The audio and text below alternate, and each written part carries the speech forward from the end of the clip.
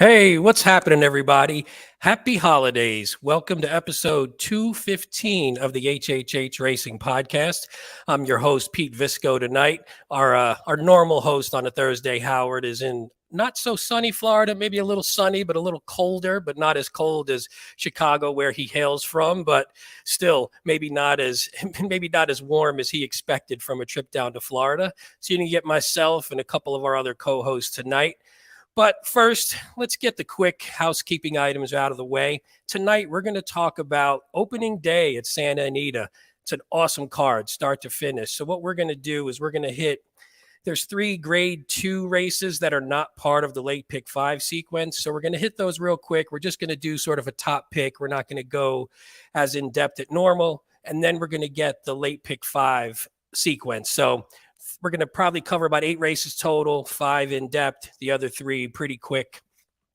So before that, we're going to do, like I said, the normal housekeeping items on YouTube. Please subscribe. I know a lot of you watch, but maybe don't subscribe. If you subscribe, then YouTube knows that this is a podcast that you enjoy. Also, smash that thumbs up. It's a like button.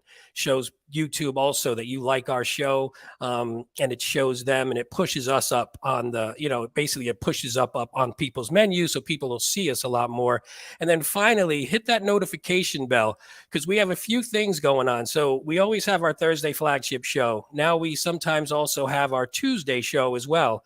Then in the future, we're going to have Kyle is going to have his own show, I think, on Wednesday nights.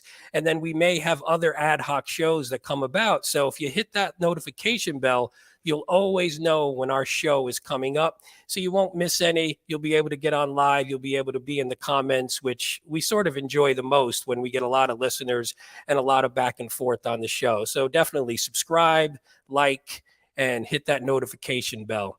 For the audio listeners, also, please subscribe and review on whatever platform you use, Spotify, Apple Podcast, Anchor. I use Outcast myself. Whatever you like, use that. Definitely listen, subscribe, review. We would appreciate that very much. Also, follow the HHH Racing Podcast Twitter handle. It's at HKravitz. So at HKravitz, that's our show's handle and Howard's handle. Also, when we come up on the screen, you'll see ours as well if you'd like to follow the rest of the hosts. Again, check out our HHH Racing Podcast website, which is a very simple, hhhracingpodcast.com. It contains sample podcasts, power picks. You can get past power picks, so you could see what the power picks are about in case you want to subscribe. Links to our YouTube channel, pictures, articles from Paul, a host of other things that I think you'd really enjoy. Finally, the power picks. Right now, today is the 21st. There's still about 10 days left of our year-end deal. Normally, our power picks are $15.99 a month, which is a really great price, especially with a couple of us who have been on fire the last couple of weeks where we've banged out. And we'll talk to Paul about this when he comes on. We had an over $2,000 pick 5 two weeks ago. Myself gave out an over $2,000 pick 5 last week. Howard has had a bunch of price play winners. So but between now and the end of the year, we have a annual subscription that you're eligible for. So if you join now and you subscribe between now and the 31st, then you can get 2 months off. So if you sign up annually, you're getting it at 2 months less. I forget what the actual price winds up being. But if you do that, you're getting a discount. You'll be signed up for the year and you'll get the power picks every weekend. It's definitely been hitting at a very high rate. So we definitely recommend that you do that. So we got past all that.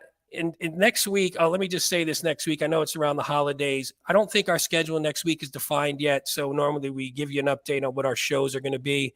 We may have a Tuesday update show or sort of a recap show. And we're definitely going to have a Thursday handicapping show. We just haven't nailed down all the details yet. But we're always here on Thursday at 8 p.m. Eastern. So, you could always find us then. So we'll just let you, again, if you hit the notification bell, you'll know if we pop up one on Tuesday as well. So let me bring on my co-host for the day now. Let's get this party started. First, from the Saratoga Special, Paul Early Bird Halloran. And then from A show I think to be named later, which we don't have a name for. Kyle, 100% Roscoe. What's up, fellas? Nothing. Head honcho's not here, boys. Let's have some fun. Let's party. We got some cocktails ready. We got my Santa suit ready. Let's go. Mm-hmm. So even more reason to get the power picks, because if you get them this week, you're not going to have Howard. that is a good point. That's a good point. If you get the power picks this week, it's going to be Paul and I. So if you're really pissed, if they suck or something, then you just yell at us too. But actually, just yell at Howard. You have his email. Yell at him anyway. We like to bother him as much as possible. So before we get into the picks, guys, I wanted to see, since it's the holiday season, Paul, you got anything planned for Christmas, holiday, anything? Aside from choking to death? It's typically fairly quiet around here. My daughter and her husband are actually coming into town after Christmas. Oh, okay. They're at his family's house for Christmas, so it'll be fairly quiet here. And I anticipate being able to do a lot of last minute Santa Anita handicapping on Christmas. That's not a bad thing, right? What better thing to do? I mean, there's football. I do look forward to this card. Every year, it really it's almost like it's New Year's, right? So it's almost like it's the new year, horse racing year, and especially this year with Gulfstream kicking off their championship meet the same day. Day, that's awesome, right? It really it's more like New Year's than anything else, and I think we're going to kick it off with a pretty competitive card at Santa Anita. We're going to talk about, and Pete, you mentioned where the power picks are on a 2-week pick 5 winning streak. So yes, we have some work to do. And Kyle, don't be afraid to hop in this week with a winning ticket. Yeah, I mean, the winning ticket on the show counts. It's the same. It doesn't have to be in the power picks. And again, for all the listeners or the subscribers, we're going to be covering that Gulfstream opening to the championship meet as well. That'll be our other power pick track this week. So if you're interested in those two, you have time to sign up. I think they'll be going out either Sunday night or Monday morning. Kyle, I know you have some interesting plans. What do you have going on? Always, Pete. Always. I'm going to your favorite place, actually. I have my Christmas Eve party every year with my mom's side of the family. It's been going for 55 years, so we always get to see a lot of the family that day. And then Christmas morning, I fly out to Disney World, and that's what I'm talking about. Yeah, I'll be in Disney World through the New Year's celebration, which I was at last year for the first time. Absolutely amazing, and I'll share videos and stuff on Twitter about it. But yeah, I'll probably not go back. It was so much fun. That's awesome. Yeah, and actually, if you want, we could if you get some awesome pictures, we can put them. We have photos on the website from various trips to various tracks, but we take Disney as well because I love Disney. My wife went a couple years ago. She needed to get she was in like a Southwest A member, and she needed an extra flight, so she flew to Disney for the weekend, and she went to Disney Springs. And they had the Christmas trees with all the different movies and movie themes and stuff. That was awesome. I've never done it yet. I'd love to. Yeah, like I said, when my favorite part is always that Epcot New Year's celebration. They go around to all the different countries, and as they celebrate throughout the New Year, throughout the day, they all party, and then everyone goes over there. They all party, and then Japan has it, and then they all go party over there, and then Italy has it. And we all go party. That's awesome. It's super fun. That's awesome. Actually, let's say a quick hello to some of the people here. Hey, here's one from Ralph. Paul, you said you had a thought on Ralph's question here about why Bobby Flay took Pizza Bianca away from Clement and he's now with Pete, Motion. Our astute viewer Jeffrey Amster. Pull up his comment. He answered it perfectly. Oh, there we go. They changed barns because Motion has a string out at Santa Anita, while Clement does not. So the horse may return to Clement. Yeah, Pizza Bianca, for those who don't remember, went west to run in the Matriarch at Del Mar, which was on Breeders' Cup weekend, I believe. No, it was December 4th. Pardon me, it's December 4th. And Bobby Flay apparently wanted to keep the horse out there, and Motion does have a string. So, Christine has an interesting comment.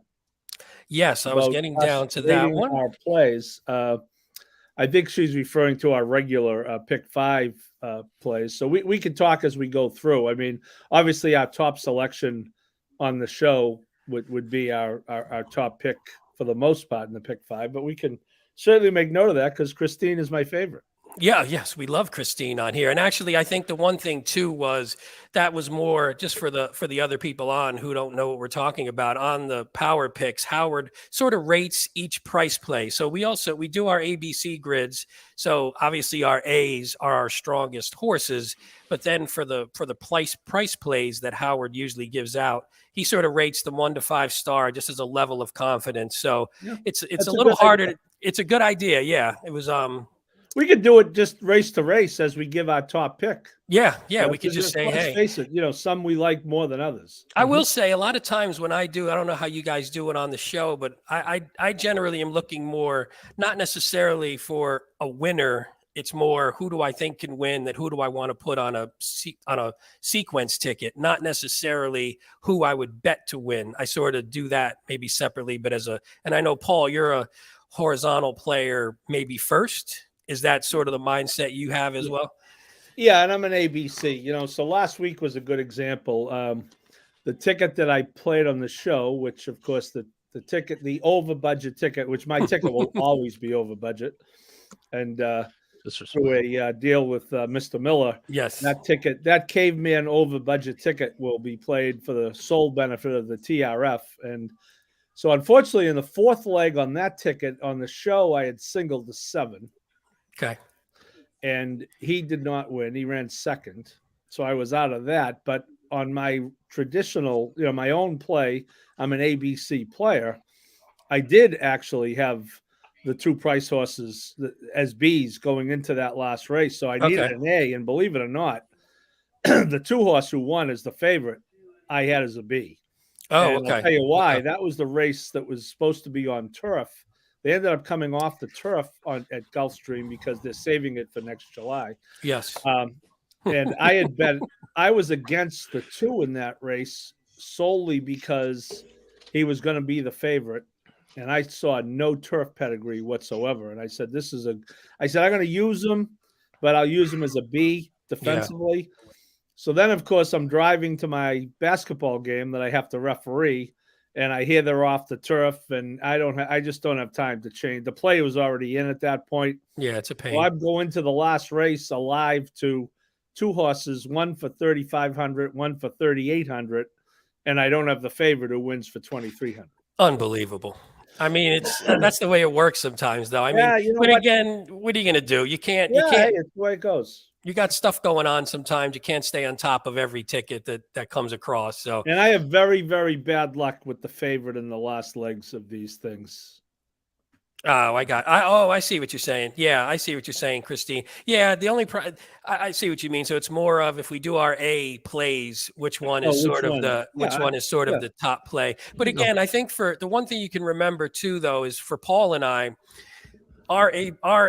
our ticket generally is close to, and we're always going to do the sequence that we cover on the show. So unless neither one of us isn't on the show or both of us for some reason, generally what we see on the power pick sort of mirrors, I would say, right, Paul, yours, it sort of mirrors the A line, or at least if not the A line, it'll at least mirror similar to the caveman ticket. Although we don't have a budget on our caveman ticket in the power pick, so we sort of go with whatever we want. I don't bother to change it. I keep because I'm over budget anyway. So. I went over last time, so it was so I have no problem doing that on the power picks. All right, let's did Christine, since she's commenting tonight, did she have an excused absence from meet and greet Tuesday night?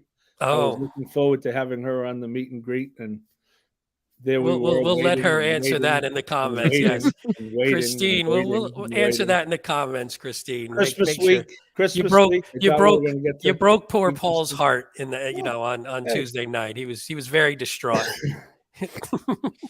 All right. Well, let's jump in real quick. We'll start up. So like I said, what we're going to do for these first few races is we're just going to do a top pick. We all had a top pick. So we'll go through that quickly. The first race is the Santa Anita Mathis Mile Stakes. It's purse of $200,000, a mile on the turf for 3-year-olds. The favorite, it's a pretty tight one. The favorite is the one, Balnikoff, at 2-1. And actually, Paul, we'll start with you since you went with the favorite. What were your thoughts here? And actually, I'll bring up the PPs as well.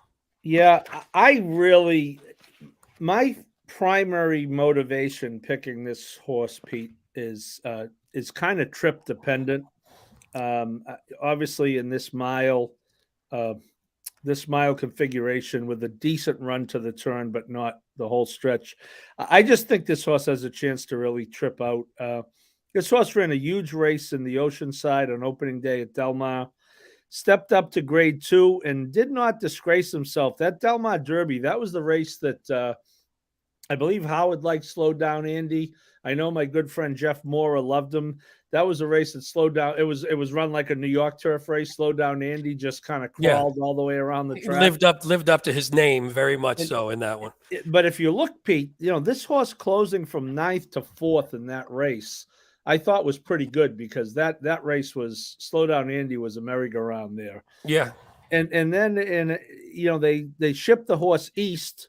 And, I'm typically against horses on turf going west to east. I love the going east to west. And Tyler Gaffleone, I mean, the horse comes from absolutely out of nowhere and gets up at the wire in a decent grade 3 race at Keeneland. So yeah, I agree. It's a little pace dependent. I am intrigued, Pete. If I don't know if either of you guys, Kyle picked the 3, so Kyle could talk about the 3 and his very interesting PPs. And I'm sure Kyle picked up on it. I think that's interesting. And the horse that I think is a price in this race, Pete, I know we're only talking about our top pick, but that's all right. In the race, I'm going to be using the 5 a little bit underneath. It's D'Amato, it's on turf, it's Rispoli, because unlike Howard, I like the Italians. This is all Italian here, all Italian. And I think that horse might be a price. But I think I'll tell you, we talked before we came on the air, Pete. Yeah. This race, even with only 7 horses, could have easily been in the pick 5 sequence. Oh, yeah. It's difficult enough. Yeah. Here you go real quick, Howard. Paul. God, that's a drink. Wow. I'm sending. Can Christine? Can you please put your address in the chat? You're getting chicken soup. There you go. Hey, Christine. This is a family show. Let's keep it PG. This is all right. She's getting chicken soup in the mail. All right, Kyle. Feel better, Christine. Kyle, let's have you. We'll go to let's go to a shocker. You're going to take Flavian Pratt on the turf. What a shocker! What do you like about this one? Look, I could be completely wrong, but I absolutely love this horse in this spot. It could be, like I said, could be completely misplaced, being the first time this horse is running in America. But 2 back was at Leopardstown in a handicap race. Ran a 1:15 time for him around a bend as well at Leopardstown, which is a big thing to note when horses come over there, especially from sprinting. Because the one, for example, the one at Redcar 1 back, I watched the replay, it was on a straight. But this horse just has just that classic Euro turn of foot. And I don't know, I think, Paul, I'm going to guess what you're hinting at, that it's a duo trainer. He came from Charlie and Mark Johnston. Look, check the races 3 and 4 back and tell me what's interesting about it. Let's see. Furlong game prevailed. Oh, they're right-handers. Wait, no. What? Hold on. I might be missing something, Paul. What you got? He ran 2 days in a row. Yes. Oh, I saw that on Twitter. Yeah, I saw that on Twitter. Actually, I didn't notice it when I went through the. That was Travis weekend, and I thought I had a busy Travis weekend. I literally had that. I completely forgot about that. But yes, that's correct, which is actually unheard of at nowadays. But like I said, I'm more riding that race 2 back, even though it was on soft ground. That jump up to the handicap division at Leopardstown around a bend at 7. This horse looks like he could get a mile, no problem, as long as it handles the 2 turns. I'm actually really like this horse in this spot. I like it. I did have a stat which people could see my crappy notes. I had Mark Glatt was 1 for 19 with foreign shippers, but he actually won the last one, and Pratt was riding. So maybe you're starting a new hot streak here, and we can blow that stat out of the water. But I did see the Glatt Pratt combo with foreign shippers, 1 for 5 wins, but 4 for 5 in the money. So they're running really well. And again, I didn't expect this one 5-2. I didn't expect that for some reason, maybe because of Pratt and maybe because it's a foreign shipper coming over. but that was a little lower than I anticipated. So I'll just say mine real quick. I like the 6 Handy Dandy. This is a horse who we've talked about many times on the show. I think I had it on the show maybe last time, and it didn't run as well. But what I do like is this horse, I won't get into too much, but this horse I think just likes going shorter. So you put him at a mile, and I think he's just better, and he's run his best races at a mile. You can see here he's 7 for 7 in the money, 5 out of 6 in Santa Anita, only 1 win. But again, I think he's similar to what Paul was saying about Balnikoff. I think this one's a little bit pace dependent, but there is some speed here. And just one to mention is Sumter, who has run a couple of these off their feet a little bit back in February, April, and then just hadn't been as good sprinting. But maybe this horse, I think, just doesn't have sprinter speed, but has sort of routing speed. So I think I sort of like this one actually on top because of that. Not on top, but I considered this one on top because of that. Like maybe those sprinting races sort of muddy up the form a little bit. All right, let's go to, so the next race that we have is the 3rd, another grade 2, the San Gabriel, another 200,000, a mile and an eighth on the turf for 3-year-olds and upward. And this one, the favorite, the 2 Master of Foxhounds. Kyle, you and I both landed on the favorite, so I'll let you go first. What do you like about this one? Is it purely a, sort of a pace play where this one looks just like an obvious pace horse? It wasn't all of it, but definitely mainly because there's a few horses that have pretty decent early time form figures, but they don't look nearly as fast as this horse. And I'm more looking to, again, these last 2 races at a mile and a quarter, a mile and a 16th. It's right in the middle at a mile and an eighth. I think this horse sits perfectly. I was this close to going with Paul on Dicey Mochara, but I think the 2 actually gets pretty decent pace set up here, and as long as he can hold like he's shown to the past 2 times, I think this horse definitely is a tough one to beat.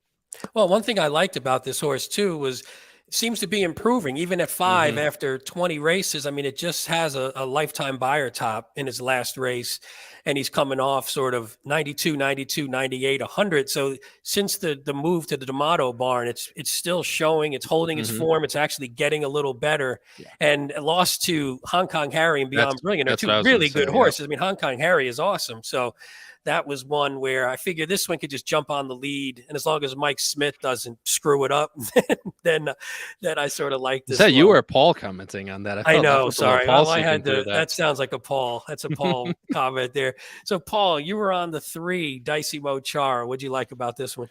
Yeah, I just kind of think maybe it's his turn. He's always there, and as you would say, Pete never gets the job done, but. I like going from Curatolo to JJ Hernandez. The horse has got back races. He lost to Master of Foxhound by a neck 2 races back. And I think he is going to be a higher price because, as you guys point out, the 2 possibly has a pace advantage, although I think the 5 is definitely going to go.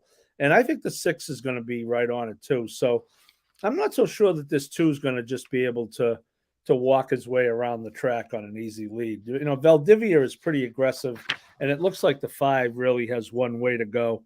So I would anticipate, I'm hoping anyway, because I'd be looking for the 3, obviously, to come from off of it. So, he's right there with these horses, and I think he's going to be a higher price than the 2, and maybe even a higher price than the 6, who's 5-2 morning line, second choice with Pratt on him. So anything with Pratt and D'Amato, the odds aren't going up. They're going down. And especially since that one beat the 3. So even if you're just looking at the form, people like that. Yeah, I'm just kind of going with it's Dicey Mochara's turn. Yeah. Well, this is one of those where too we always say, oh, it'd be nice if there's a little pace pressure, and then since it's on the turf, they wind up just letting the speed go and run around the track. And for once, me and Kyle maybe will be happy when that happens. Normally we're cursing when that goes down. Or it'll be the other way around. All 3 of them will go, and they'll come from the clouds, which is about what we're usually looking for. All right, the 6th race, another grade 2, the San Antonio, another $200,000 purse, mile and a 16, 3-year-olds and up. This one, the favorite, a pretty popular horse that we know and have talked about on this show, Country Grammar for Baffert and Frankie Dettori for all the Italians out there. We love seeing Frankie, but what do you think? I'll go with Kyle first here. Kyle, what do you think with Country Grammar? You just like him just because of class, or? I could easily get torn to shreds, but Paul picked him too, so that makes me feel a little better. But again, don't forget Frankie Dettori rode him in the Dubai World Cup when he won. That's one thing that I'll point out as well. Obviously, that's 4 races back in March, but still, we all know the horses that run against Flightline are never exactly the same horse. But I don't think he ran horribly in the Awesome again at all by any means. Lost to a good horse in Defunded, who came back and won extremely easily, might I add, in his next race. Yeah. So that was back at Del Mar. If you want to look at it, by 4 he won the native diver he crushed that field. Absolutely. And there was never a chance. And actually that was the day that Howard loved Azul Coast. Yeah. To clunk up there for second. So that was a good day for that. But yeah, I mean, there's also another thing that's going to be pointed out. I mean, the one's going to have to go. The Stiletto Boy's probably going to have to go as well. The 3's going to go. And I mean, you just kind of got to pick someone. Country Grammar has early foot for sure, but he's not a need the lead type, which is it's very apparent, you can even go as far back as the Peter Pan where he stalked off the pace in that race. I mean, like I said, even the Awesome Again last race, he didn't lead the lead and just got within a length of 3/4 of Defunded. So hopefully he returns to the form that he showed in the past, and we'll get a win here. Yeah. And Paul, I know I'll let you touch real quick. Do you mostly disagree with Kyle? But I know when we were off air, you mentioned that maybe you weren't sure if this is long enough for Country Grammar. And that was one thing that scared you a little bit. Well, I think, our inclination is to try to beat the favorite. And as I said to you, Pete, before we came on, if I were trying to beat Country Grammar, that would be my thinking, is that maybe a 1.1 miles isn't quite long enough, depending on how the races run. But, then I started going through the other horses, excuse me. And, who am I going to beat him with? Stiletto Boy came up very light. Yeah, the Stiletto Boy was in great form in April, and ran respectably in the Gold Cup, I guess, 4th, but ran an average 3rd to Royal Ship and Country Grammar in the San Diego, and didn't really run at all last time. Yeah, it's a huge class jump for Baffert's horse to 1, although I guess if I'm playing ABC, I got to make this horse a C because, the famous other Baffert, which happens probably more than anyone else. $900,000 purchase too. So this one was well thought of. Starlight Racing, it's a quality road out of a Salt Lake mare. So, but my point is, as I'm searching around, I looked at Haywood's Beach and, very consistent, but kind of gets a nosebleed when he goes up into higher company. I thought that was one too that sort of likes those sort of marathon style races, and that's why his form looks better when he started doing those. So cutting back, especially cutting back against better horses, I'm not sure that's up his alley. Yeah. I think the more I look at it, Pete, I think you're going to see Hernandez really send with this one, because I think the way to win this race, if you want to beat Country Grammar, Pete, is just gate to wire. Yeah, I agree. I mean, you just have to sort of run him off your feet. Although I did go quickly, I had the 3 Breakfast Ride, picks up Rosario, which I like a horse, that sort of sits off with Rosario. I like that.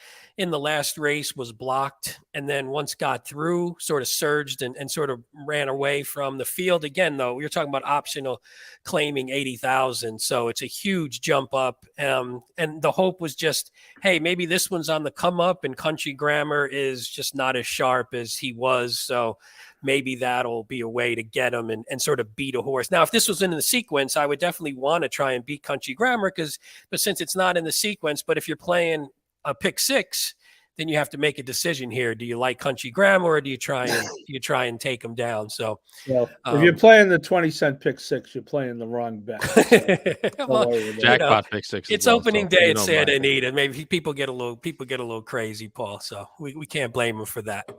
All right. Well, we'll get into the pick 5 sequence. So the 7th race, we have allowance 72,000, 6.5 on the turf. So this one has a thick 12-horse field with the favorite. It's a nice light favorite at 7-2, the 8, Big Beauty. And so I guess we'll start, since we're going to start with the favorite here, then our natural inclination is to go straight to Kyle, no offense. But wow, look at that. Hey, I picked it with you, Kyle, so I'm not going to say anything. So what are your thoughts on the 8, Big Beauty? And again, that we're talking Pratt again, so not totally surprising here. Well, not surprising. I mean, with all these jockeys, I still land on Pratt. It's crazy. But look, this is a race downhill, and people that have been fans of the show for a while, when we had that Santa Anita show in the summer, know how much I like horses that have run on the downhill before and that have shown that they can run well in the downhill before. And this one in the allowance 2 back showed exactly that, and lost to a really decent horse in Big Summer, who came back and won his next race, albeit on the dirt, at 6.5 at Del Mar. But again, not that bad of a horse by any means. And I really like to go back to that form of how the horses run on the downhill, because it really is a weird configuration for these horses, especially them that have never done it before. We see it every year with races like at Kentucky Downs and all this stuff, where horses just really, I mean, it's a different comparison, but I really like to see horses that have run the course before. And I'll touch a little bit on the 9, and Paul can get to the rest of it. But but real quick, I'll just add in on the 8, because I'm with you with the 8 on top. Another thing too has been working pretty well. It's been off since October 30th. It's been working pretty well. The only thing that scared me, I don't know if it scared you a bit, and you see it here at Santa Anita, it's got the 4 seconds overall. You just wonder a little seconditis, and that scares you when. But it's again, I don't think this is a race anybody's singling this horse, so you're going to go a little deeper anyway. But that was the one thing that scared me. Just get those horses who just don't know how to win yet. Yeah, and I mean, that's a fair point, because if you look at the PPs, the horse hasn't won since February of 21, back when it broke its maiden. It's 8-1-4-2, so it's been in the money 7 out of 8, but it's always there. But it's always there. It's just got to get across the wire first. And maybe Pratt can do that. Well, correct. Yeah. And he did it before, but this horse has never been bet over 4.5 to 1. Yeah. He's only won once. So true. But I'm with you on that one. Sorry, you want to hit the 9? I'll let you take the shot at the name too, if you want, on this 9 horse. Sure. Yeah, I might piss off our French viewers, but there's no X. It's like Doimi Etoile or something like that. That sounds good enough to me. Let's just call it La. Right, La D sounds good to me. Works for me. But again, this is just another one. This is a race where there is a decent amount of early foot in it as well. I mean, the 2's going to go realistically. The 5's probably going to have to be close. And the 6 ran in quarter horse races its last 5 races. So I would expect that horse to be at least a little bit closer than a lot of these horses. So that's why I'm landing 8, and then the 9's just shown that one actually had its nose across the wire recently, but that was in its 8th try as a maiden, and that was actually on the lead the entire time. But again, this is another horse that's always there, being willing to come from the back, both 6 furlongs and a mile. So I like horses going about a mile normally. Granted, it's at 2 turns on the turf, but I like it better going longer on the downhill for sure, because it usually likes to play a little bit longer. And again, as you can see on the screen, though, I did have a stat where Doug O'Neill was 1 for 30 wins first after the trainer switch on turf at Santa Anita. So that's a little bit of a negative trend. Well, that's not really a switch, Pete. That was. Yeah, I know. It was a stupid one, but I figured I'll put it on there just in case people care about it. It doesn't really count, but who the hell knows? Point taken. Yeah. Who the hell knows? But all right, Paul, let's go to you, since you have a horse who I have in 3rd. Kyle didn't have. Eleuthera, the 7 horse at 6-1. Very interesting Game of Jockey Olympics going on here. So Paul Redham owns both the 7 and the 9. Yep. Doug O'Neill trains the 9, but not the 7. Mario Gutierrez was the regular rider for both horses. He's obviously the first call rider for O'Neill. Now, Dettori lands on the 9, so you can speculate. You would assume that with both of them being Redham horses, Gutierrez had his choice, but obviously picking up Dettori, that doesn't hurt you at all with the 9. I just thought it was an interesting. The reason I like the 7, and I'm glad Kyle mentioned the 6's quarter horse background. I think that these downhill races play a little longer than 6. I think they're more like routes than sprints. They're more like one-turn routes than sprints. And I think the 7 can definitely close in this spot. I think the 3 has some speed. The 2 has some speed. The 1 went to the lead last time. The 6, as Kyle noted. The 12, who really has to go from way out there with Berrios, has some speed. I think the 6 I think the 7 could be close enough to the pace here, within striking distance, and I think he's got a chance to get first run and win the race in the stretch at a decent price. This will be a price play for me. Yeah, I like this one as well. And I the one thing was it was sort of cutting back to a sprint for the first time on the turf. Hadn't sprinted on the turf yet, but it looks like the running style maybe would be conducive for that. Lost to Cairo Memories 2 back, who's a good horse, which I liked. And then in that last one, just had sort of a tough trip. Even though it was the big favorite, had a tough trip in the lane, was sort of stuck, and then still ran okay, only lost by a neck. But I think this race is just wide open. I'll actually go down real quick to the 11, came in at 6-1. This one, the buyers, the one thing that scared me is the buyers are a little light, and I sort of get myself sucked into that where I expect to jump up from a horse, and I'm hoping that they're going to make a forward move, and then they don't. But what I hoping this one, since it's only had 5 races, is still on the improve. And then the last race just broke terrible. So I don't want to go through the replay on this one, but this one just broke terrible, was way in the back. And then Cedillo I didn't like the decision, sort of could have got out to the outside and just maybe had a straight run, but looked a little bit indecisive. So never got this horse really going. So my hope was that we get the switch to Hernandez. Maybe this one gets a little bit of a better ride. It has run at this configuration and run well, even though the buyer was pretty light. So I'm hoping that this one can sort of move forward. And again, now I'm talking about getting a little bit of a price play there. And actually, one of our astute viewers, Nolan Rogers, in the chat brought up that the 9 in French means the second star. Oh, lovely. Thank you, Nolan. We will put that up on the screen. We appreciate it. We appreciate that. That's a lot better to say and a lot easier to say than I'm guessing that the dam means the premier star would be my guess. It's the first star. The first star. The first star? Good. Oh, yeah. There you go. How about that? That's good. It. That's a good naming job by both. Agreed. Both. All right, let's a French name, California bred. Yes, easily. Yeah, California's they welcome everyone. Multicultural in California, of course. All right, let's move over to the 8th. The 8th, the La Brea Grade 1, 7 furlongs, purse $300,000 for 3-year-old fillies. So remember that, guys, or we're going to be drinking again as usual. The favorite here is the 4. Midnight Memories. And as you can see on the screen here, we have the 1 for Baffert, we have the 3 for Baffert, we have the 4 for Baffert, we have the 6 for Baffert. So 4 of the 8, and basically the 4 top choices are all Bafferts. So Paul, we'll start off with you because you were going with one of the Bafferts, the favorite, Midnight Memories. What'd you like about this one? I mean, if you look at the horse has really done pretty much nothing wrong. He has 4 out of 5 lifetime. So I guess you could look at that one race down at Del Mar, but 3 for 3 at Santa Anita. I think one of the 4 Bafferts is probably going to win. This is like a Chad Brown turf race in New York, right?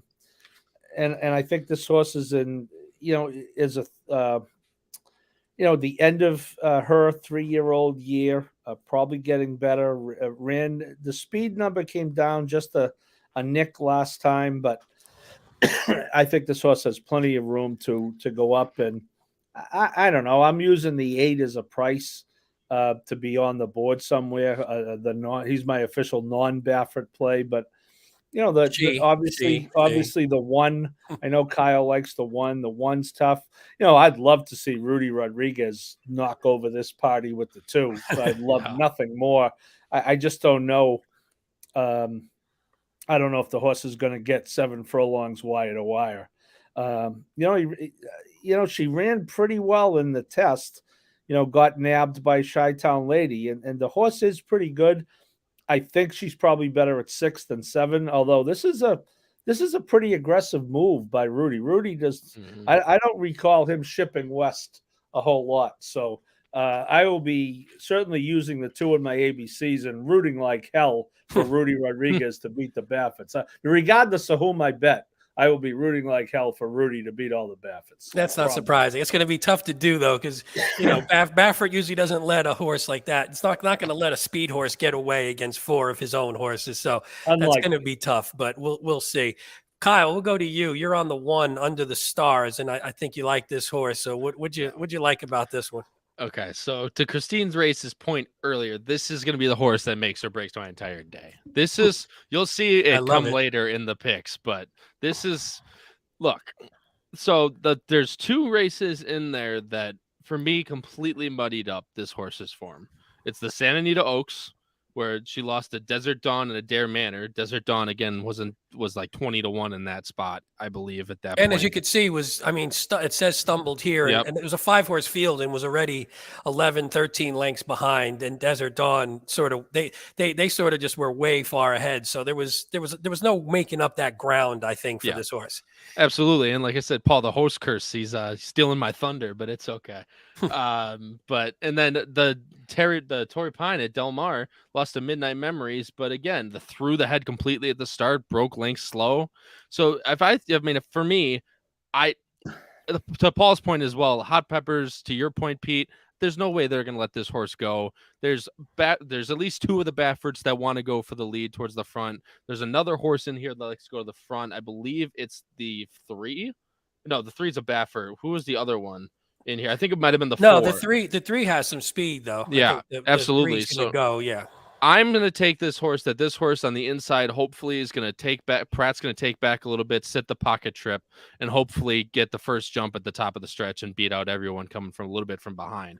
That's when you have Pratt, you're going to get a patient. I mean, at least you're hoping you're going to get a patient ride, and having Pratt is going to generally assume that'll be the case. Yeah, and if you're keeping track at home, that's 2 for 2 for Pratt for me. So yes, to start the sequence. You could go worse if you were going to start with a 2 for 2 for somebody. So let's not. At least you're picking maybe the best jockey there. Why don't we go to your? So we'll go to your 3rd place horse because it's my 2nd place horse. Another Baffert. This one with JJ Hernandez, an Arrogate, and a little owned by Baffert or there's a Baffert or in the ownership line there. So what'd you like about the 6 Fun to Dream? Do you think this one actually has a shot on top, or was it just one, hey, I like this one, just maybe hit the board? This was another one of those, like, I'm just looking, and I just couldn't come to terms with anybody else that wanted to pick up the pieces in this race. Yeah. If the front horses fall apart, to me, it was kind of which is what I think is going to happen with there being so much speed. Fall apart's obviously a layman's term, but if they drop back and they get tired, who's going to pick up the pieces? Personally, I think the 1's going to have. See, Tom, that's what I like to hear. That's my man right there. But I'm just saying, the 6 is going to be that horse for me to pick up the pieces. Yeah. There's going to be a hot pace up front. The 1 horse that's going to maybe not win the race, but definitely catch in the money. If the front horses go really too quick early, it's going to be the 6 for me. And I have the 6 on top as well. I like the 2 for 2 at the distance, 2 for 2 at Santa Anita, although the breeding suggests this one maybe wants to go longer, but has run really well. And even the last one, it doesn't look that impressive, only winning by a head at 20 cents, but it was a really slow pace and sort of got a little bit, it says here, crowded. There was a little bit of, it wasn't the easiest of trips. It wasn't a hard trip by any stretch of the imagination, but the horse did just sort of win and maybe just didn't go by and blow by. But I'm hoping maybe this is another one, just not a lot of experience. So maybe this one's on the uptick here. So that's my thought with the three. Oh, go ahead. Yeah, no, you're good. I was going to say Mitch Brown asks, what do you think of the 3-horse? And I see you have the 3-horse on top, Pete. So dangerous. Yes, absolutely. yes, I do have the 3. So I had 3 and 6. So this was one where you just don't know. I mean, it's obviously Baffert, and you maybe toss this one here. This was, went a mile and a 16th. This last race is a monster race. Gets back in the Baffert barn. You're talking about $1 million horse, who again can. The problem is, what I was concerned about is this one. You have Hot Peppers, so you have speed. Is this one going to try and tackle Hot Peppers? Is this one going to try and get the lead and try and take the lead? And if it has to work too hard, then that would be the concern, because just it's a step up in class. I mean, here was going against good horses, but again, was it because of going longer and not being in the Baffert barn that caused this one to be, maybe a poorer race? And then it's sort of been working pretty well. I don't know. I like this one at, hey, if you're going to get a Baffert, I'll take one that's a little bit of a longer price, and it's $1 million horse, so it's well thought of. And I think this one, I don't love Hot Peppers as much as I understand Paul for the sentimental value and to stick it to Baffert, but I don't love that horse to hold on and win. So I think if this one has a little bit of, can rate a little bit like it did maybe 3 back, then I think this one could maybe overtake Hot Peppers in the end. We got to break the bad news to our friend Christine that she can't be rooting for Kyle and against Baffert with the 1 horse. That's correct. Yeah, I was in the middle of typing it. This ownership group, but this is a big purchase. This Bayoma Corp. I just did a quick. Oh, look. Did you? Their best horse they ever had was Dre Fong, whom I loved in the Breeders' Cup Shrimp. That's a great horse. It's not a group that often goes out and spends that kind of money on a horse. So I think this horse is very, very dangerous, to answer Mitch's question. Yeah, I feel like you're getting a horse here out of the, again, not that none of them have run a ton. I mean, Midnight Memories, the Baffert, Fun to Dream, the Baffert, none of them have really run a lot. So it's hard to tell which one is going to break out from this group. But you feel like whoever can win out of one of those 3, I think Under the Stars, we sort of know what Under the Stars is at this point, or at least there's not as much unknown with that one. But I think the other 3, if one of them jumps up and wins this race, then it could be the next, Baffert horse that we have to worry about in some of these races. All right, let's move on. This is a better race than the Malibu, by the way. Oh, 100% to steal from my man Kyle there. I'll drink for that one. I'm out of beer now. All right, the 9th race, allowance 72,000, a mile and an eighth on the turf we have here, and then we're going to another pretty big field. Yeah. The 12-horse field here, and if you look at the bottom of the board, we all seem to be thinking the same, and the favorite here is a very, very cool favorite, the 3, Ballet Dancing, with Dettori again, which, I like the Dettori. So, Paul, we'll start with you, since we're going to go with the favorite again here. We're going to go with Dettori. What do you like about the 3, Ballet Dancing here? Yeah, I was thinking this would be Dettori's win, but I think Country Grandma, he may have a few. We talked before we went on the air. He's probably going to be overbet throughout the day. It's his first day of his last year riding. He did announce last week. I'm sure everyone saw it. 2023 will be Frankie's last year. If anyone is into books, he wrote an autobiography about a year ago that I just finished because I read books very slowly. I read the Racing Form much more often than I read books, but it is very entertaining. His life story, up until a year ago. Anyway, Pete, I like this horse. Second off the layoff, over her head in the Del Mar Oaks Grade 1. Does need to get a trip, but is a little pace dependent, but it's a mile and a half, and I think this is where having a guy like Dettori really is an advantage. And I also think that with a 12-horse field, one thing I would mention, if the 14 draws in, you should take a look. You'll need 2 scratches, but with Pratt aboard and a likely send, the 14 could be dangerous if draws in. But my point is the chance of there being a pace to run into, I think, does go up with the full 12-horse field. I think it's a tough race. I'm shocked that we ended up with the same 3 horses. Yeah, this is not a race where it's obvious that we would come up with the same 3. Yeah, I thought this was going to be a tough race. And if you look, a couple of things with the 3, because I like the 3 on top as well, was if you look at the last race, it broke really badly, but had a ton of run and was blocked and didn't, again, Rispoli did not give the most aggressive ride. So I just didn't think it really put that horse, didn't really put her in position to try and make a bigger run, but was really coming late and showed a ton of late kick there. So I'm wondering if putting the blinkers on, now we get to Torrey, maybe this one isn't as far back, stays a little bit more in touch, because there isn't a ton of speed. And the speed, as far as time form, is the 2, who's a little bit of a long shot, maybe looks like potentially cheaper speed.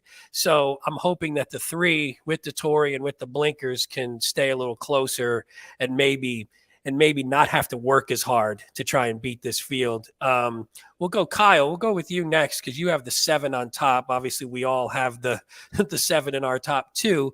My favorite daughter at 6-1 with Bravo. And what do you like about this one?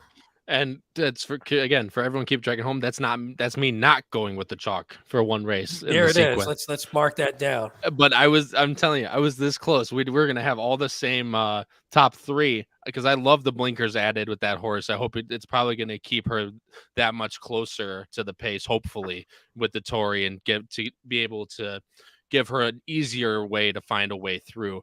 This horse, the one thing that turned me onto this horse more than the 3 was that last race. Granted, again, for lesser connections, although Vladimir is a very good trainer out there in California, that last race, if you watch the middle of that race in the beginning, they look like, and even 23-4 and 48-2 is not necessarily slow, but if you watch the replay, they look like they were crawling. It's slow for California turf. Right, and it just looks like they're crawling out there. And this horse is 7th early, 6th early. Granted, not that far back, because it is such a slow pace. You see the 3 is actually a little rambunctious in the gate as well. So, and then just sort of dropped way back. But go ahead, Kyle. Which I attributed to just that, just being a little bit fractious in the gate. And you could see, look at that. Yep. And she's headstrong. She wants to go. Bravo's going to take a hold of her here now, and so she'll sit nice and pretty. But again, look at the field is so bunched up. Bravo's going to take her to the inside, and they're just crawling out there, especially, like Paul said, for California racing. And Bravo is in so tight, but she's handling it so well. And if you go to the stretch where she's going to finally she actually steadies again about. It was a little bit earlier than this, I think, but she steadies again in this race. Well, you can see there's still not a clear. This horse hasn't had a clear run the whole time. And Bravo's finally going to get a hole, and and again, after the slow pace, she just hits it real quick and absolutely zooms through the middle of that pack. So I like that. Again, it might be just against lesser horses. We'll see on Monday, not Saturday this time. So that's out of habit. But again, claimed the last race, threw her in an allowance. She ran super well at a cold pace. I think she's primed to take another step forward here for Vladimir. But again, the 3, I think, is definitely the horse to beat in this race. I'm with you, because I had a tough time choosing between the 7 and the 3. I like that Bravo stayed on through the claim, so sort of knows the horse, has won on the horse multiple times. You see here, there's a stat, Vladimir 2 for 4. I mean, it's a very small sample size, but 2 for 4. Wins 4 for 4 in the money, second after the claim in 2022. So it's really small sample size, but it just showing a little bit of a proficiency for that. So I think, again, in a wide open field, why not? I mean, and you're getting a decent price on a horse who's, when they put this horse back on the turf, just started to sort of improve again. So with the trainer change back on the turf, then I think this one at least is a little bit on the upswing. Kyle, while you're going, why don't you talk about the 12, and then Paul, if you have any thoughts on the 12 as well. But Kyle, start off a little bit on the 12. Do you like this one as sort of a win candidate, or was it just, hey, I'm filling out my top 3 here? It kind of was filling out the top 3 because, like I said, we'll see in the pick 5 later. I'm honestly my 2 biggest opinions, and then I'm out there for the rest of them. But this, my big key in on this horse was from 2 back from in the Goldakova. Yeah. Running behind Going Global and England's Rose, both very nice horses in their own right. Granted, wasn't bet in that race at Santa Anita back in October, but stayed on, regained third at the end there after dropping back to 5th. The horse shows heart. she stayed on all the way through the mile, so I don't see the mile and an eighth as too big of an issue in this race for this horse. Granted, gonna have to find a little bit. I get a long front stretch as well, so she'll have some time to come over, so the post doesn't bother me too much as well. Just hopefully this horse can stay a little bit towards the mid pack, and this is one of the horses that I think could get first jump, if anything. Yeah, Rosario sometimes scares you when he has a horse that's going to be in the back. You don't know if he's going to be too far back, but if he doesn't and he runs his race, then he's perfect for trying to work out a trip like this. And again, it's a pretty soft field. Paul, you have any thoughts on either this 12 or anybody else you want to point out before we move on to the next one? Yeah, I use the 12 third, but I think the horse will be about an eighth of a mile behind. That sounds about this right. Has all the makings of a Rosario getting the horse way too far. Exactly. That was my worry. That's why I put that one in third for me as well. Although you would think from that post, as Kyle points out, from that post, you got two choices, right? You got to be a little aggressive early or just drop in, and I would say there's a much better chance he drops in. I just think that if the 14 draws in, if you get two scratches, don't forget the also eligibles, because I think the 14 has the potential to wire this field. If that's a good call, because we generally don't hit the AEs on the show. So yeah, that's a good call. So keep an eye out for the scratches. If our tickets won't include them generally. So, but keep an eye out. Let's move on to the next one, which is the feature. Not necessarily the best race on the card, I don't think, but it's the feature nonetheless. So the Grade 1 Malibu, 300,000, going 7 furlongs. And we see a couple familiar faces, but one specifically, Taba, the 6 at 6-5, Mike Smith and Baffert. So I guess we'll start with me and Kyle, since we're actually going with Taba here. Kyle, just what are you looking at here? Just too much class for this field? And are you concerned about the fact that it's just a lot shorter than this horse is used to going? Yeah, and I actually did notice that. It's just, for me, there just seems like so much speed in this race. You have Forbidden Kingdom, who's got nowhere to go but to the front. Messier is definitely going to be up there. I actually thought, I mean, granted, the horse did have an excuse last time. He ended up bleeding after that Keeneland race.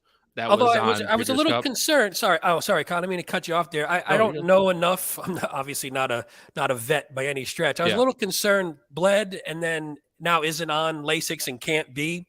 Correct. Obviously. So I was concerned about. I didn't know if bleeding is always. I don't know enough to know if that's a concern to where hey, that's a tough thing to do if you're coming back and you can't run on Lasix if you bled. But I don't know enough one way or the other if that's a problem. Right, and I completely agree with you, because again, I'm not a vet by any means either. But the other thing I found extremely interesting is, like I said, I'm not 100% sure, but this horse was off a massive layoff. Obviously didn't run since the Derby last time out, but this horse has never been on Lasix once in its life. No. And all of a sudden it just bled in that brace on Keeneland Saturday and had to walk off.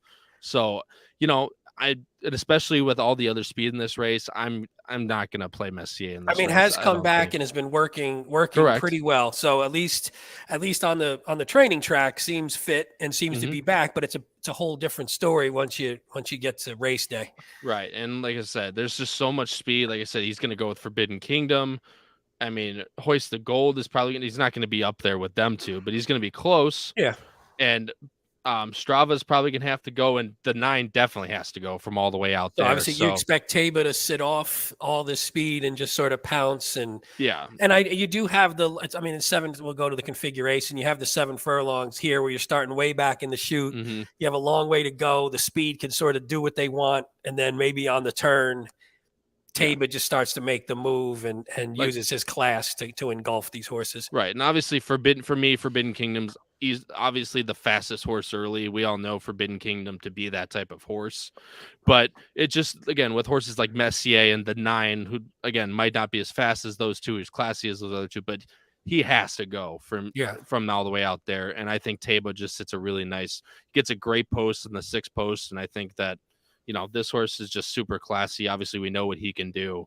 And even at this shorter distance, because people forget, granted, it was a while ago at this point, but he did break his maiden at 6 furlongs. Yeah, and would have popped a 103 buyer, which was a big deal when it happened. Obviously, that was the thing that sort of put him on the map as a horse to watch. So aside from the Baffert and the $1.7 million price tag, those put you on the map as well. But that sort of reflected what everybody was thinking was this horse was going to be. Paul, let's jump over to you because Kyle was mentioning that the one Forbidden Kingdom has to go. You have this horse on top, so I assume you think this one's going to go and just has enough speed, and maybe Taba, the distance, it'll just be a little too short for him. Is that your thought? Very well, Pete. That was very well put. Thank you. I'm sorry to steal your thunder there. I got to tell you what, host, I think this horse is. I think this Forbidden Kingdom is better than he looks on paper, to be very honest with you. Now, he's won at 7 furlongs. Obviously, he last 2 races it didn't work out well, but and Messier could be a problem, although I don't know. And obviously the horse bled, so that explains the thing. But and Kyle, you were there. Messier at 4-5 in that race last time off of that layoff was patently ridiculous. Absolutely. Okay? And I actually liked the horse that beat him. Absolutely. At 7-2.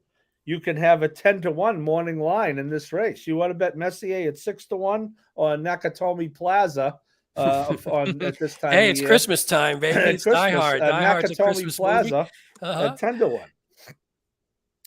So I just think that now, obviously, there is a potential for him to get cooked. I get it, and with a clean trip and kept in touch with the race. Taba is going to be tough because Taba is somewhat tactical. Taba does not have to come from second to last in this race. But I just think the one, I like the Mandela Hernandez combination. There's no thought to it, as you said, Kyle, with being in the one. There's no thought to it. Just go and you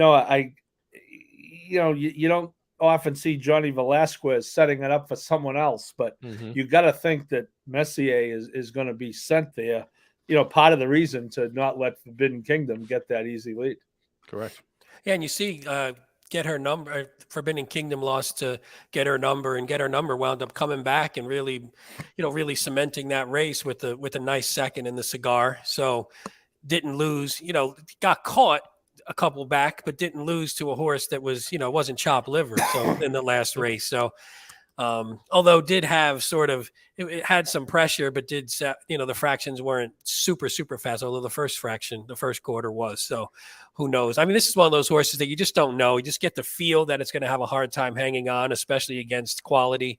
So this could just be one where Taba seems like it's potentially, he's going to be the best horse next year if he does what he's supposed to do. So he could be the best handicap, the best older horse. So this could be a springboard to that, or it could be one of those races where you say, 7 furlongs was just a little short, a little sharp for him, and he just couldn't get there. Anybody else? You mentioned Nakatomi. Well, do we think that Baffert? Do we think Baffert has any thoughts about a dominating win here puts him in the 3-year-old discussion, and that's why? Maybe. It's another Grade 1 win. He has the most Grade 1. Well, that would be the argument. 3 Grade 1 wins. 3 Grade 1 wins. Yeah. This is one of the weirdest 3-year-old eclipse sort of battles, because there is no standout. You didn't get that horse who won a couple of the big ones, so they've sort of just all beat each other. So I don't know. That's a good point though, Paul. I didn't really think of that as, hey, it's one last Hail Mary to say screw it, I'm going to try and win. Yeah, although Grade 1, because the horse has run. The horse didn't run at all as a 2-year-old, and the horse has run 6 times, so it's not like the horse is under raced. 6 starts as a 3-year-old is 20. So I just wonder if that's, in the back of Baffert's mind. I can tell you, I can't decide till after this race, but as a voter, I'm with Epicenter at this point. I can. Me too. If you look at the races that Epicenter ran, and then it's just too bad. It's too bad that he had the injury in the Classic because obviously the way no one was beating Flightline, but I think there was a feeling that there was a chance Epicenter was going to be much the best of the rest, which Agree. the way the race was won could very well have been the case. Yeah. And that would have cemented probably the 3-year-old campaign. And Taba didn't do enough. I mean, Taba ran sort of a third, but it looked on paper, or not, I shouldn't say on paper, it looked during the race like that should have been an easy second and didn't get there. Well, so good thing, Kyle, because your boy Drew That's Coatney right. does not win if Taba runs second. Nope. I agree. Hey, And I had Olympiad in second. So I needed Taba for third to hit the super high five too. So I think it helped all of it. Not as much as Drew, but we all take the tickets where we can get them. That's all right. Let's get to the last one real quick. The race 11, the American Oaks, another grade 1, 1.25 miles on the turf for 3-year-old fillies, 300,000. And the favorite here, another one. The one thing I like about this, we're getting a lot of lukewarm favorites. So you're not getting, there is Taba, but we have some races with big fields and lukewarm favorites, which sets up for maybe a decent price to make up for that potential Taba win. But the 9-horse Salama, I assume, 7-2. Salima. Yes, you're right. I did know that and butchered it anyway. 7-2 for Chad Brown and Flavian. So not so surprising, although Kyle did not take the Flavian in this one. We'll actually go to you, Kyle. You and me have the same horse, the 5, Bell Street Birdie, at 4-1 for another Mike Smith. I don't know about this Ryan and these Mike Smith horses though. That's concerning me for this ticket. But why don't you talk about the 5 a little bit? Well, I'll tell you what, Pete. We're kind of in the same boat this entire card. So we're either gonna be really right or extremely wrong. So it wouldn't be the first time there's a lot more times of the extremely wrong happen, unfortunately. So hey, but you hit a $2,000 pick 5, everyone forgets all that. That's true. That is true. Again, this horse just seems like the one horse in this race for me that loves the extra distance in this race. The 1.25 miles, I think, suits this horse extremely well. Even though Pratt jumps off, I don't think that means too much just because of how, especially when Chad ships west, when Flavian's out there, it's going to be Flavian every time. Yeah. And that was the one question I had about the 9, which actually I see Paul doesn't even have, and we have in second, but the distance is the question for me on the 9, where this horse, if you look at, the family tree, I mean, that's 1 1/16 is the longest and all this type of stuff. That's the one question for me on this 9. I'm not sure about you, Pete, but people could see maybe the note there. It was not sure about the added distance. The pedigree was really just unclear. Mm-hmm. There wasn't a lot to it. So you didn't have a lot of base to know what this horse is going to do. So you sort of just put your faith in Chad and Pratt at this point and say, well, it's here. It's running 1.25 miles. It ran well when it stretched out to 1 1/16. It comes from off the pace. So maybe I'll just put my faith in, it's a gray. I love gray closers. So I'm hoping this one's a good gray closer. But it's a leap of faith. But again, if you're going to take a leap of faith, I'll take it with Chad Brown and Flavian Pratt on the turf. Well, that's not a bad combo by any means. But like I said, the 5, it's bred. I mean, it's out of a Medaglia Doro mare with a ton of Irish breeding. This horse just looks like it's bred to go all day long. In its previous races, in his run, look at these 1.7/16. 1.5 miles. This horse only goes long, basically. So, and that's my reason why I landed on this horse. Granted, as long as Mike Smith stays aggressive with this horse, gets this horse near the top flight, I think this horse has a really good chance to run all day. And popped a 95 buyer first time over, which I think is the best buyer. But top buyer in the field. I had in my notes just to recollect that. So Paul, we'll jump over to you. You have the 6 mise en scène, and we're going French again here. Let's see if our viewers there can give us a little translation of that one. But Paul, what do you like about the 6? This one has run in America twice, both times in the Breeders' Cup. Wasn't super successful, but this is a little bit of an easier spot than those. Well, and if you look at the Breeders' Cup in 21, she was actually right there, and that's the race that fell apart in the stretch. And Pizza Bianca, who was in here, got that masterful ride from Jose Ortiz to get up at the wire and win. And then, this year, she splits the field. Tuesday or in Italian, I think are even money or lower in this race. Easy. She beats half that yeah. field this year, and obviously she was 1,000,000 to 1, but that was not. That's respectable. I would just say I'm not dying to play her off that, but Brendan Walsh, I think is good with these imports. I like the fact I'm assuming that the horse stayed here. They ran at Keeneland in November in a trainer switch, so we'll assume the horse has not been, going back and forth across the pond. I do like Brendan Walsh with these turf rooters. I like Tyler Gaffleone. The horse is technically going east to west because Keeneland last time.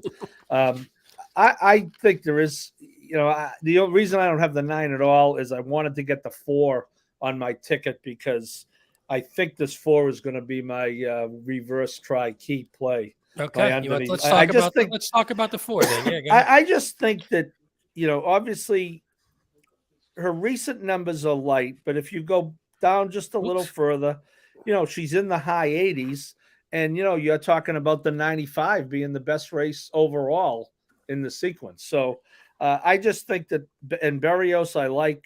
I think this 4 at 30 to 1 or maybe more has a puncher's chance to get on the board, and if she does, I'd like to be able to hit the trifecta with her. But, yeah, I had a couple notes where I thought this one had some races that were competitive. The one thing that always scares you, but I guess D'Amato's great, so it just scares you that this horse couldn't reach her potential under Chad necessarily if there was potential there. So that sometimes scares you when you go away from Chad and it's a turf horse. But I agree with you though. I thought this was one that definitely for an underneath shot. I like your call on the reverse try. Yeah, I mean it's a little red feather, so it makes sense that the horse would finally land on the West Coast. Billy Koch and Little Red Feather. She was with Chad and then briefly certainly did not run well in the Aqueduct try. No. So that's not, and hence the price. But, again, the horse is going to be 30 to 1 for a reason. If you can get her to clunk up, you might get paid. But I'm going to be using the 6. I'm going to be using the 9. I'm going to be using the 7. Yeah, let's talk real quick. We'll sort of wrap it up here, but let's talk about the 7. I so the easiest shot of the day, easier than Taba, was that you were going to have the 7 in there, east to west on turf. I was like, I put that note in there just for you because I knew you'd have. Well, I mean, it's Shug McGahee who does not ship in that direction every day of the week, and Johnny V happens to be there for the day, so that works out conveniently. Yeah. And Johnny V rode this horse to a win last time. Wasn't the strongest race, but I got to tell you, folks, I think this is a very competitive race, but this is not a strong Grade 1 race, in my opinion. I mean, hold on, Paul. Here's the only comment that matters. Check that one out. That's the couldn't agree more. Our most astute viewers. Yes, we did. Yes, we have. But some you know what I'm saying, viewers. Pete? I do. This is a Grade 1 in name only. The 1 the 9 rather, who's going to be bet is coming off a listed stakes. Pizza Bianca, who has Grade 1 wins. Breeders' Cup, Juvenile Fillies Turf. Her last 3 races, including the Ascot Try. None of them were particularly good, including the Matriarch, which wasn't the strongest race either. Regal Glory won easily, but that wasn't the best. Behind Regal Glory, there wasn't a lot. That was so. I just I just think that I'm not going to get too caught up in a horse trying to ostensibly jump up a little bit, and so which is going to have to be the case with this 4 if I'm going to get the 4 on the board. But back to the 7, won an average Grade 2. The 7's a Grade 2 horse. Third, first. But I just think she could definitely be in the picture here in what isn't the strongest Grade 1 race in the world. No, and on the improve as well. I mean, I like the fact that it came back with 2 back-to-back lifetime buyer tops. You get the 88, you get the 90. So I'm with you. I think in a wide open race, and you're getting a 6 to 1 price. Real quick, I'll just mention I had the 2 as sort of a long shot. This is another one that's just been sort of on the improve. Probably needs to take another bit of a little step forward. But I like Rosario on a horse that's tactical, at least shown to be tactical. two back, there were 5 next out winners out of that race, so it turned out to be a quality race. And then the last one, this one gets the win. So I like that one. So we'll I think this one is wide open though, and if you go deep in this, I'm not gonna argue with anybody here. So let's sort of get to our pick fives now. And Kyle, we'll start with you if you're ready. Let's put yours up on the screen. I'll read it real quick. Kyle, $40 ticket. First leg, 1, 7, 8, 9, 11. Second leg, singling the 1 under the stars, correct? Yep. If I'm thinking of it. The third leg, 3, 7, 10, 12. The fourth leg, singling Taba. And then the fifth leg, 5, 6, 7, 9. So Kyle, why don't you walk us through this one quick? I told you the under the stars is going to be that horse that make or breaks my entire day, because I'm just, with all that speed in that race, there's got to be one horse that's got to pick up the pieces for me, and that's Under the Stars, who is a really good horse in their own right. So I'm going to single and I'm going to spread because I don't have a great opinion in the first, third, or fifth race. And with that, if you want to play like I said, I love to play low tickets. You got to find a single somewhere else. So obviously my more confident single is Taba, but I think Under the Stars has a really, really good chance to pick up the pieces in that race in the second leg. I like it, and I suppose too, if you were doing sort of an ABC type style ticket, you would back up that one there for sure with some others, since it is sort of a tough race. But I like it. You got to take a stand in some races, and this was a tough sequence where a few of these races, there's not a lot of stands to take unless you have there's nothing obvious that jumps out aside from Taba. So I like taking a stand on one. Paul, let's go to you real quick, and here we go with Howard off the reservation. $54 ticket, which I love. It's a little light. I thought maybe we'd go a little higher, but yeah, I love it. I thought of it, Pete. I thought of it because remember, we have the Matt Miller Hall Pass. We do. We have the Hall Pass. So this would be the ticket. If you look at that ticket on the screen, barring scratches or whatever we have to replace, but that's going to be, if that ticket wins, as you see on the screen, that ticket goes to the TRF.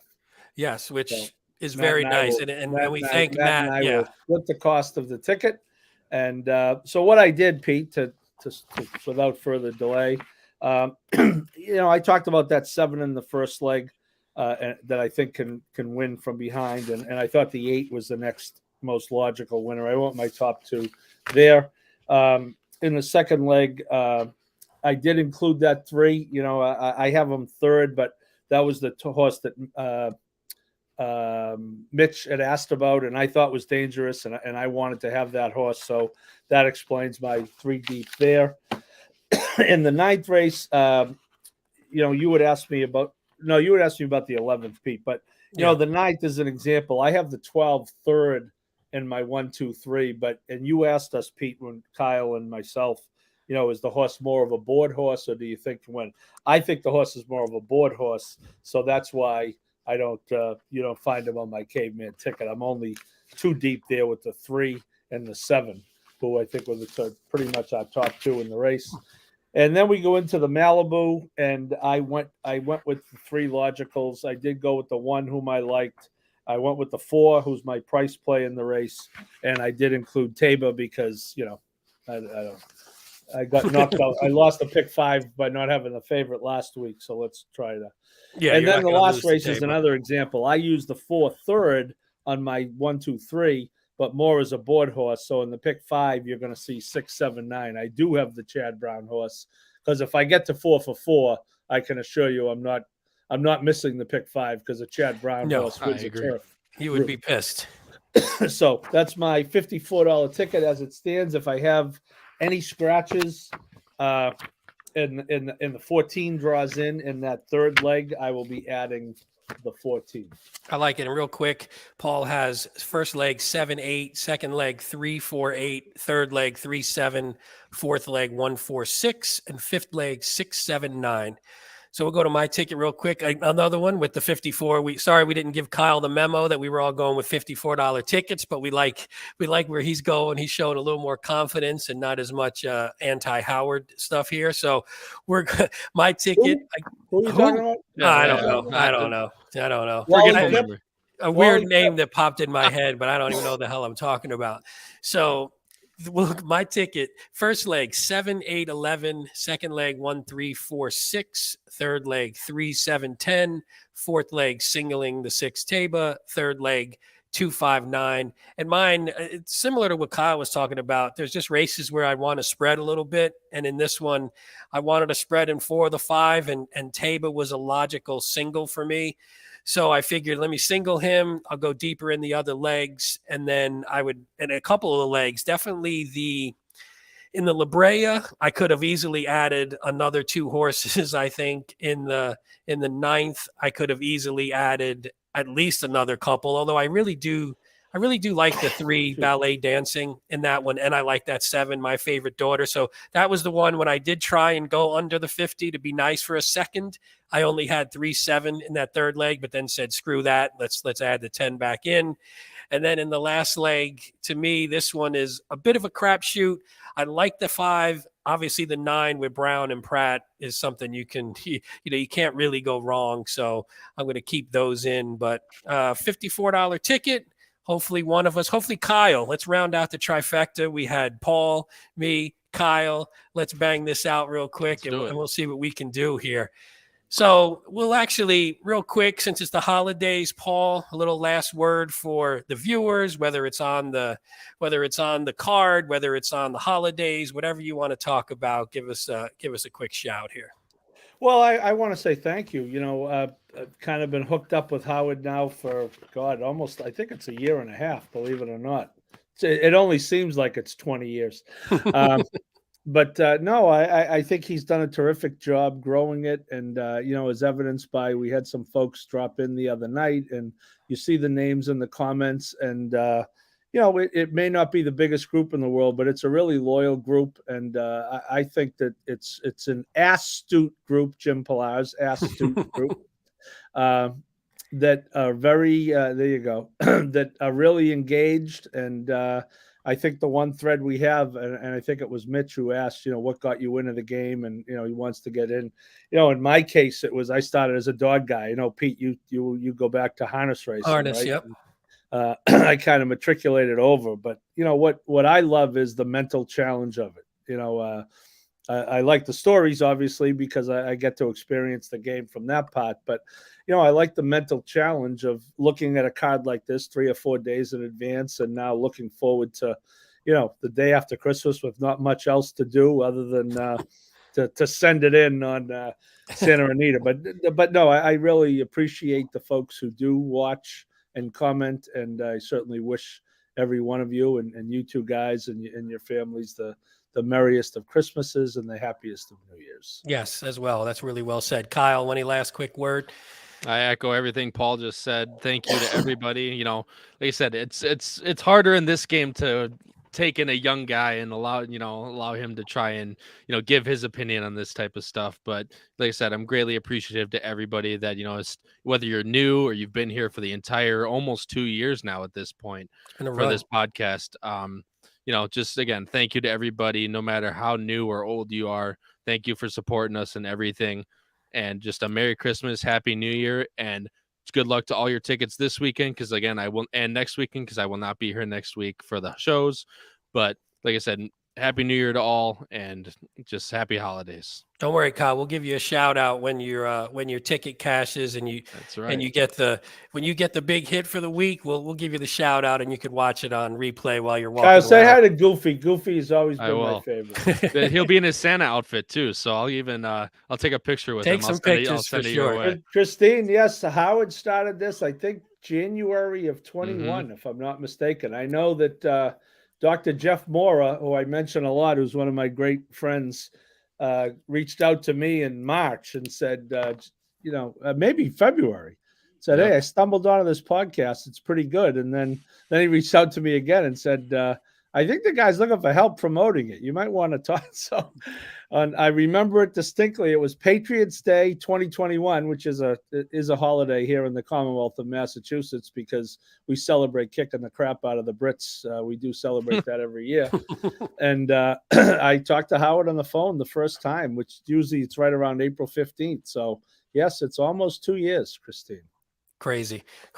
All right. Well, thank you everybody for Paul, Kyle, Again, I'm Pete Visco, and we're wishing everybody out there watching, listening, whatever, a safe and happy holidays. And we really appreciate you joining. We'll see you all next week. Thanks, everybody. Take care. Knock Thank them you. dead.